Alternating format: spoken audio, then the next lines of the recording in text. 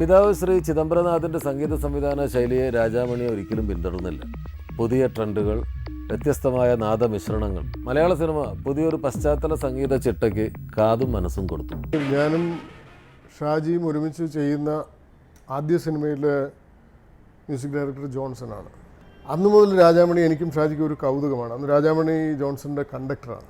മണി conduct ചെയ്യുന്നത് കാണാൻ ഭയങ്കര അപ്പീലിംഗ് ആണ്. നമുക്കൊരു നോക്കി നിൽക്കാൻ തോന്നും.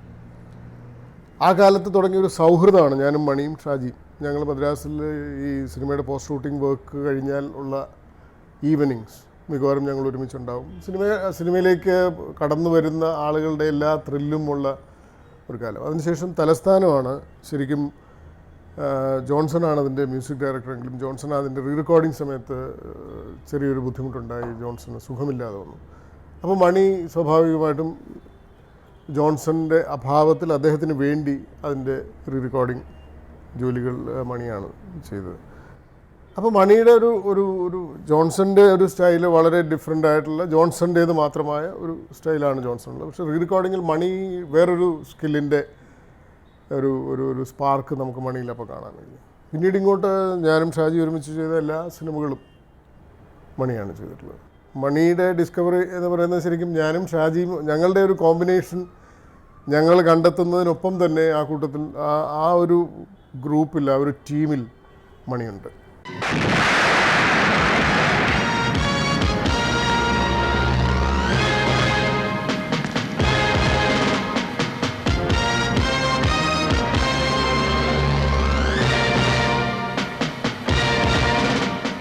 ഇത്രയും പടങ്ങൾ റീ റെക്കോർഡ് ചെയ്തിട്ടുണ്ടല്ലോ. അപ്പം ബാക്ക്ഗ്രൗണ്ട് സ്കോർ ചെയ്തപ്പോൾ മുൻപ് ഇപ്പോൾ ജോൺസേട്ടൻ ഗുരു ആയിരുന്നു, അദ്ദേഹത്തിൻ്റെ ഇൻഫ്ലുവൻസ് ഡെഫിനറ്റ്ലി ഉണ്ടാവും.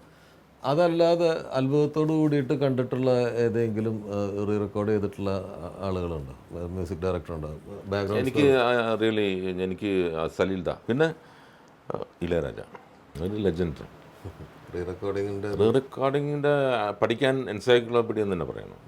ഇന്നും ചിദംബരനാഥ് സാർ ആദ്യം മ്യൂസിക് ചെയ്തത് എൻ്റെ അമ്മയുടെ അമ്മാവൻ തിരക്കഥ എഴുതിയ, കുട്ടനാട് രാമകൃഷ്ണമുള്ള തിരക്കഥ എഴുതിയ വെള്ളി നക്ഷത്രം എന്ന് പറയുന്ന സിനിമയാണ്. അപ്പോൾ ഞാനും ചിദംബരനാഥ് സാറും തമ്മിൽ ഇതിനെക്കുറിച്ച് സംസാരിച്ചിട്ടുണ്ട്. അദ്ദേഹം ആ കാലത്ത് അന്ന് ഓൾ ഇന്ത്യ റേഡിയോയിൽ വർക്ക് ചെയ്യുന്ന കാലത്ത് പിന്നെ ഉദയ സ്റ്റുഡിയോയിൽ വന്നിരുന്ന അതിൻ്റെ മ്യൂസിക് ചെയ്ത കഥ. അപ്പോൾ എനിക്ക് തോന്നുന്നത് ഒരു ജനറേഷൻ മുമ്പ് തുടങ്ങിയ അല്ലെങ്കിൽ അതൊരു ഒരു പ്രത്യേകതരം ബന്ധമാണ്, ഒരു മണിയുമായിട്ടുള്ളൊരു ബന്ധം. മണി എന്നെ സംബന്ധിച്ചിടത്തോളം എൻ്റെ എല്ലാ സിനിമകളിലും ഞാൻ ആഗ്രഹിക്കുന്ന മ്യൂസിക് ഡയറക്ടറാണ്. കളിയാട്ടം പോലെ ഒരു സിനിമയുടെ പശ്ചാത്തല സംഗീതം രാജാമണിയേട്ടനാണ് ചെയ്തിട്ടുള്ളത് എന്നുള്ളത് എത്ര പേർക്ക് അറിയുമെന്ന് എനിക്കറിയില്ല. എന്തായിരുന്നു അതിൻ്റെ ഒരു എക്സ്പീരിയൻസ്? ഈ ജയരാജനുള്ളതായിട്ട് എനിക്ക് വന്ന് ഭരതൻ്റെ കൂടെയുള്ള ബിഗിനിങ് മുതലേ എനിക്കറിയാം. ഞാൻ ഭരതേട്ടൻ്റെ കൂടെ വർക്ക് ചെയ്യുന്ന കാലത്ത് രാജാമണി നമുക്ക് ഏറ്റവും കൂടുതൽ അത്ഭുതപ്പെടുത്തുന്ന ഒരു മ്യൂസിക് ഡയറക്ടറാണ്. കാരണം ജോൺസൻ്റെ കൂടെയും മറ്റ് മ്യൂസിക് ഡയറക്ടേഴ്സിൻ്റെ കൂടെ ഒക്കെ കണ്ടക്ട് ചെയ്യാൻ വേണ്ടി രാജാമണി നിൽക്കുകയും നമുക്കറിയാം അവിടെ നൊട്ടേഷൻസൊക്കെ കൊടുക്കുന്നതിനുള്ള ഒരു ഭയങ്കര ഈസിനെസ്. പുള്ളിക്ക് വെസ്റ്റേണും നമ്മുടെ ക്ലാസിക്കലും വളരെ വ്യക്തമായിട്ട് ബോധ്യമുണ്ടെന്നുള്ളത് നമുക്ക് അറിയാം.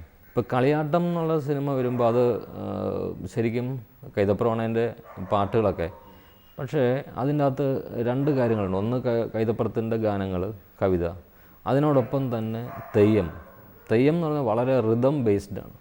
അപ്പോൾ അതിൻ്റെ ഒരു എക്സ്പ്രഷനും കൂടെ അറിയാവുന്ന ഒരാളായിരിക്കണം. അപ്പം കളിയാട്ടം എന്നുള്ള സിനിമ വന്നപ്പോൾ എന്നോട് പറഞ്ഞു, കേട്ടാ നമുക്ക് റെക്കോർഡിങ് ചെയ്യണം കളിയാട്ടം എന്നുള്ള സിനിമ. ഷേക്സ്പിയറിൻ്റെ ഓറിയൻറ്റഡ് ആയിട്ടുള്ള സബ്ജക്റ്റ് ഫോക്കായിട്ട് ചെയ്തിരിക്കുകയാണ്. ഒരു നോർമൽ അല്ലാതെ ഓഫ് ബീറ്റായിട്ട് നമുക്ക് ഇത് ട്രീറ്റ് ചെയ്യണം. പല ഇൻസ്ട്രുമെൻറ്റും നമുക്ക് വേണ്ടെന്ന് വയ്ക്കാം. മലയാളത്തിൽ യൂഷ്വലായിട്ട് കൺവെൻഷനലായിട്ട് യൂസ് ചെയ്യുന്ന ഇൻസ്ട്രുമെൻ്റ് ഒന്നും ഇല്ലാതെ ഒരു വെറൈറ്റി ആയിട്ടൊന്ന് പിടിച്ചു നോക്കാം. പെരുമലയൻ എൻ്റെ ദൈവമേ ഇനി ഞാൻ എന്ത് ചെയ്യണം എന്ന് ചോദിച്ച് ഒരു മലയുടെ താഴ്വാരത്തിൽ നിന്ന് വിലപിക്കുന്ന ഒരു സമയത്ത് ഒരുപാട് തെയ്യങ്ങൾ മലയുടെ മുകളിൽ വരുന്നത് എനിക്ക് ഏറ്റവും ഇഷ്ടപ്പെട്ട സീനാണ്.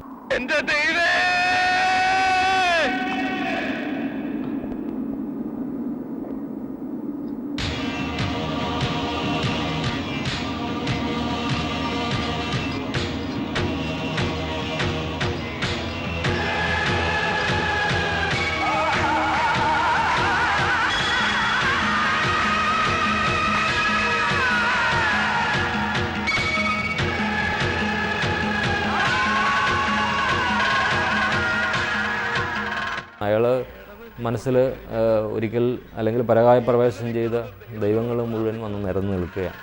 അവരോട് ഞാൻ ഇനി എന്ത് ചെയ്യണം എന്ന് ചോദിക്കുമ്പോൾ നിശബ്ദരായിട്ട് അവർ മടങ്ങിപ്പോകുന്നു. അപ്പോൾ ഈ രംഗത്ത് വരേണ്ട മ്യൂസിക് ഇവർ വന്ന് നിറയുമ്പോൾ, അല്ലെങ്കിൽ ഓരോ തെയ്യങ്ങൾ ഒന്നൊന്നായിട്ട് വന്ന് നിരക്കുമ്പോഴുള്ള മ്യൂസിക്, അതാണ് ഇതിൻ്റെ ഏറ്റവും ചലഞ്ചിങ്. സുരേഷ് ഗോപി ആ വേഷത്തിൽ തീയിലേക്ക് കണ്ടനാക്കേളൻ എന്ന് പറയുന്ന തെയ്യാണ്, അതിലേക്ക് ചുറ്റും തീയിട്ട് അതിലേക്ക് പോകുന്ന ഓടി ഇറങ്ങുകയാണ് ആ തീയിലേക്ക്.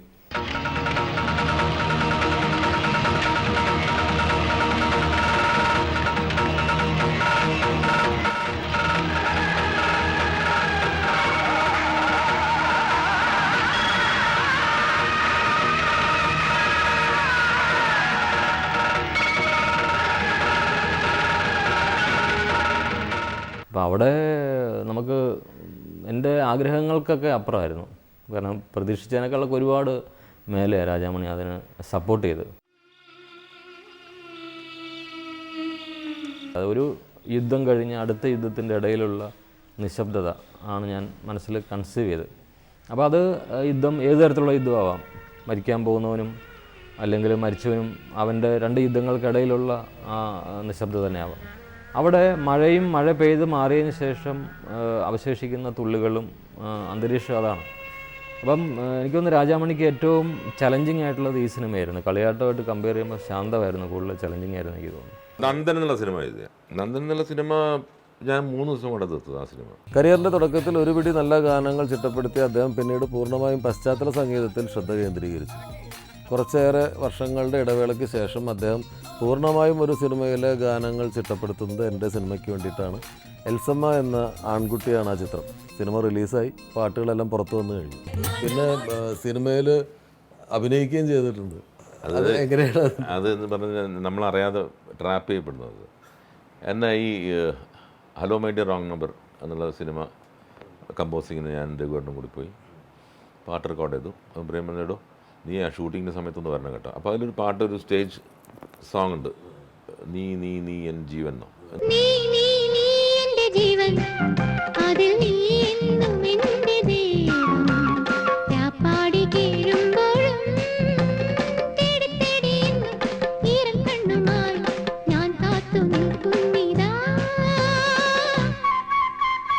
അപ്പം ഞാനോർത്ത് വളരെ സിൻസിയറായിട്ട് ഞാൻ ഓർത്ത് മറ്റേ എന്താണ് ഈ ഇതിൻ്റെ വല്ല മെഷർമെൻറ്റ് ബാറ് കണക്കാക്കാനൊക്കെ അതിൽ കുറേ ഡ്രമ്മിൻ്റെ ഇതൊക്കെ ഉണ്ട്, അവർക്ക് പറഞ്ഞു കൊടുക്കാനായിരിക്കുമല്ലോ.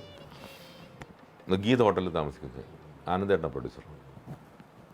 അപ്പോൾ രാവിലെ ഒരു കോസ്റ്റ്യൂമർ വന്നിട്ട് എൻ്റെ ഡ്രസ്സൊക്കെ എടുത്ത് അളവെടുത്ത് ഞാൻ പറഞ്ഞു എന്താണ്, അല്ല സാറ് നിങ്ങൾക്കൊരു പാൻറ്റൊക്കെ എടുത്ത്. അപ്പോൾ ഞാൻ തീർന്നു നല്ല പ്രൊഡ്യൂസർ, എനിക്ക് ഇത് പ്രസൻറ്റേഷൻ ആയിരിക്കും എന്നുള്ള ലെവലിൽ കോസ്റ്റ്യൂമറല്ലേ. ഒരു നല്ല പാൻറ്റും എന്തൊക്കെയോ ഷർട്ടിനൊക്കെ അളവ് കിട്ടുന്നു. ഞാനവിടെ ചെന്നപ്പോൾ കുറേ ഡാൻസ് പിള്ളേർ മറ്റേ ഡിസ്കോ ശാന്തി, കുറച്ച് കഴിയുമ്പോൾ മാഷ ഡ്രസ്സ് മാറ്റുന്നത്. ഞാൻ എന്താ ഡ്രസ്സ് മാറ്റണ്ട, ഷൂട്ടിംഗ് കാണാനല്ലേ? അല്ലല്ല കോസ്റ്റ്യൂം മാറ്റണം. പിന്നെ ചെന്ന് നോക്കുമ്പം അവിടെ ഇവിടെ ഒരു ഗിൽറ്റിൻ്റെ ഒരു സംഭവമൊക്കെ ഇട്ടിട്ട് ഞാൻ പറയാൻ തുടങ്ങി.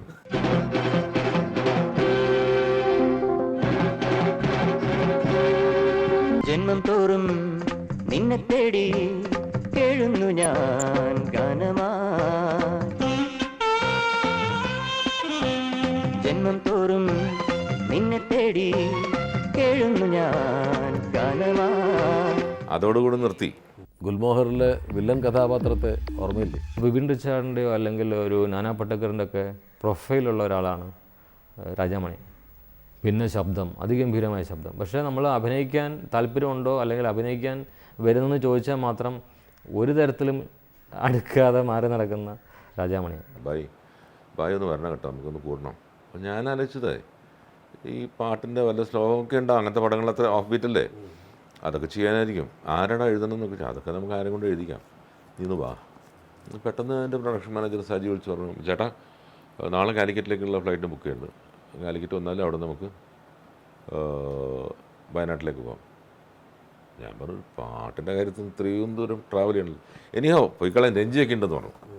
അവിടെ ഇപ്പം രഞ്ജി ഒരു ഡോളിനെ വെച്ച് അതിനെ വരയ്ക്കുക ഉണ്ടാക്കുക എന്ത് ചെയ്യുന്നു, സ്കൾപ്ചറിസ്റ്റായിട്ട് ഒരു പാട്ടും ഷൂട്ട് ചെയ്യുക. അപ്പോൾ ഞാനിത് കണ്ടുകൊണ്ട് ഭയങ്കര കൗതുകമായിട്ട് കൊള്ളാതെ ആക്ട് ചെയ്യണ്ടെന്നൊക്കെ.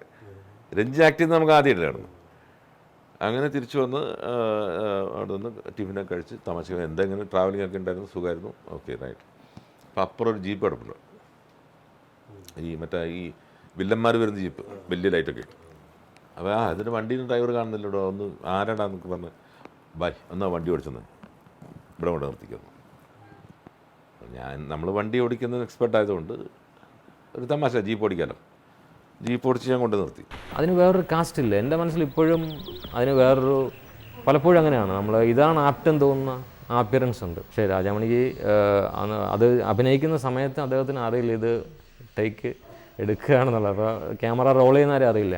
മണിക്ക് ഭയങ്കര ടെൻഷനുള്ളതാണ്. മണി ഒരു മുടിയെല്ലാം പിടിച്ച് പറിക്കുവാൻ ഭ്രാന്ത് പിടിക്കും. ഞാനും ഷാജി ഒരുപാട് ഭ്രാന്ത് പിടിപ്പിക്കും, ഞാനും നല്ലപോലെ മണിയെ വട്ടാക്കും.